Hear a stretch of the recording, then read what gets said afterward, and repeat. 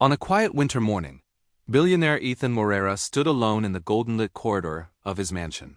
Silence wrapped the halls until a trembling voice cracked through it. "Sir, that boy in the portrait. He lived with me at the orphanage." The words came from Amara, the new maid. Her voice shook, but her eyes held something truthful, something painful. Ethan turned toward the portrait, an old painting of a small boy with wide, innocent eyes.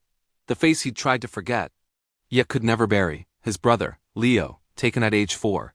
Lost for 30 long years. Amara stepped closer, clutching her apron like a lifeline. "We called him Daniel," she whispered. "He said he had an older brother.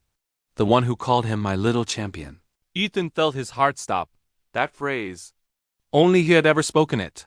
The memories, his mother's piano, laughter in the garden, the day Leo vanished, rushed back like a flood that tore the ground beneath him.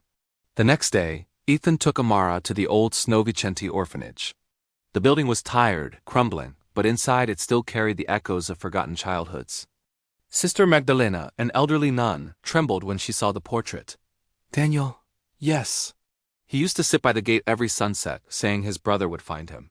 She led them to a small office and handed Ethan a weathered, fragile drawing. A house. A piano, 2 boys holding hands.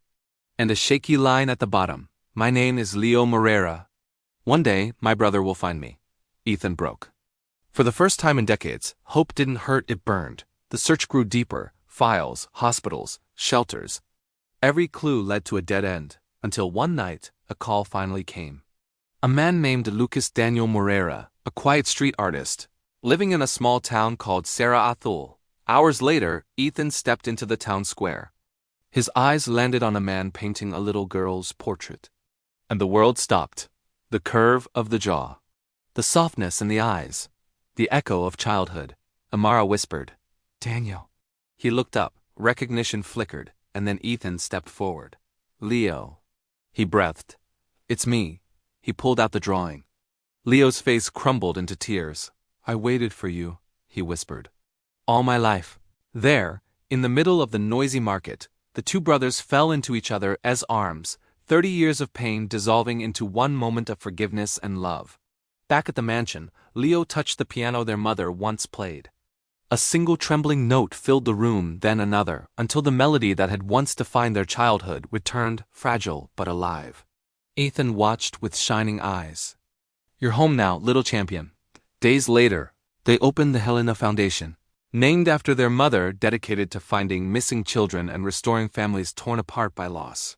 Leo drew the foundation's logo, 2 boys holding hands before a piano. And as music finally returned to the long silent mansion, Ethan understood something he had forgotten. Love does not disappear. It waits. Even across decades, even through pain, even in silence, it waits to be found again.